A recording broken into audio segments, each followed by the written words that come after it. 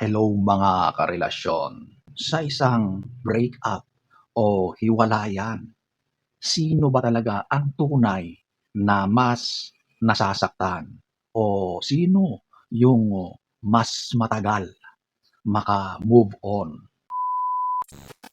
So alam nyo ladies and gentlemen, wala namang universal na sagot kung sino ang mas nasasaktan. Pero may katotohanan sa obserbasyon na madalas magkaiba ang timing ng pagdurusa ng babae at lalaki sa isang breakup o hiwalayan. Sa totoo lang, mas agad-agad napapansin ang sakit ng babae pagkatapos ng isang hiwalayan kasi mas open silang umiyak, maglabas ng damdamin, at humihingi ng suporta. Ang mga babae, talagang mas malawak ang emotional support ng mga yan pagdating sa ganitong bagay. Marami silang pwedeng pagsabihan, mag-open up sa mga ganitong pagkakataon. Merong pag-aaral na nagsasabi na mas matindi ang epekto sa lalaki sa katagalan. Hindi mo lang ito napapansin agad-agad. So ating hihimayin ang mga proseso na pinagdadaanan ng bawat isa. Umpisahan natin muna sa mga babae. Ano ang mga pattern na nangyayari? Sa umpisa, mas matindi ang sakit na nararanasan ng mga babae. Mas umiiyak yan, naglalabas ng emosyon, nakikipag-usap yan sa mga kaibigan, kapamilya, magulang, kapatid. Naglalabas yan ng sama ng loob. Sa mga unang araw, unang linggo, unang mga buwan, ang babae ay lugmok na lugmok. Talagang makikitaan mo yan ng sobrang kalungkutan, pag-iiyak, pagdurusa. Okay? At dito, makikita mo na on the spot ang sakit sa kanila. Mas mabilis nilang hinaharap yung pangyayari o sitwasyon kaysa takasan ito. Tignan naman natin ang pattern sa mga kalalakihan. Sa umpisa, talagang wala kang makikitang pagbabago. Kita mo na parang okay na okay lang ang lalaki. Parang normal lang. Lalabas yan, kasama ang tropa, ang barkada. Naglalaro pa yan ng mga games, basketball. Pumapasok pa yan sa trabaho, nag-gym. Pero ang mga ito, ginagawa ng lalaki na distractions para mawala yung focus doon sa totoong issue. Pero kapag lumipas na ang buwan, ilang buwan, at nawala na yung mga distractions, doon tumatama na yung malakas na katotohanan na realidad. Okay? Doon pa lang siya mag-uumpisang malugmok. So kung nakita nyo yung pattern, magkaibang magkaiba. Sa mga babae, agad-agad yan. On the spot na nandoon na yung sakit. Sa mga lalaki naman, wala pa, di ba? Lumilipas pa ang maraming araw, linggo, buwan bago mag-sink in sa kanya ang katotohanan. Disclaimer tayo, hindi ko nilalahat, pero ito yung generalization, okay?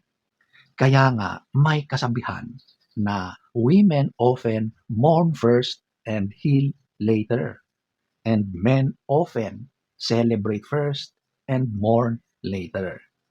Bakit minsan mas matindi ang tama ng mga lalaki? Kasi hindi sila sanay maglabas ng emotions. Karamihan or halos lahat ng lalaki ay pinalaking maging matatag. Huwag umiyak, magpakalalaki. Kaya ang mga ganitong nangyayari ay kinikimkim, hindi nagpapakita ng kahinaan kahit sumasabog na ang kanilang kalooban. Nare-realize nila ang halaga ng isang babae kapag wala na ito. Eto pa, ang mga lalaki, maliit ang emotional support kumpara sa mga babae na maraming kaibigan, maraming pwedeng pagsabihan ng saloobin. Ang mga lalaki, napakakunti niyan. Kung meron man, minsan hindi pa maaasahan. Kaya kahit may mga kaibigan o tropa ang lalaki na yan, pinipili niyang sarilihin. Kasi madalas kapag nag-open up yan sa tropa or barkada, Alam mo ang mangyayari diyan? Pagtatawanan siya, ginagawa nilang biro 'yan. Kaya sa halip na makakuha ng sympathy, wala, oh, 'di ba? Kaya pinipili niyang manahimik na lang. Eto pa, mas nahihirapan silang makahanap ng kapalit na may parehong koneksyon, lalo na sa isang seryoso na relasyon, okey? Pero huwag din nating kalimutan, maliitin ang sakit ng mga babae. May mga breakup na sobrang nakakasira rin sa babae, lalo na kung niloko siya, pinagpalit siya, marami siyang isinakripisyo, matagal na ang relasyon. Sa mga ganitong sitwasyon, maaari ring abutin ng maraming taon ang paghilom ng sugat. So, ano ba talaga ang totoong sagot? Ito ay hindi nakadepende sa kasarian, lalaki man 'yan or babae. Ito ay mas nakadepende kung sino ang mas nagmahal. Tandaan natin, kadalasan talaga sa isang relasyon, merong isa diyan na mas mahal yung isa. Sino ang mas invested? Sino ang iniwan? Sino ang nagkaroon ng mas malalim na emotional attachment?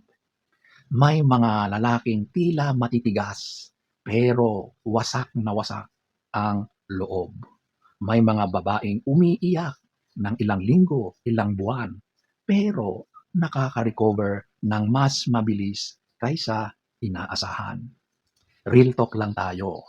Sa maraming pagkakataon, ang taong mas nagmahal ng totoo ang mas kadalasang mas nasasaktan, babae man 'yan o lalaki.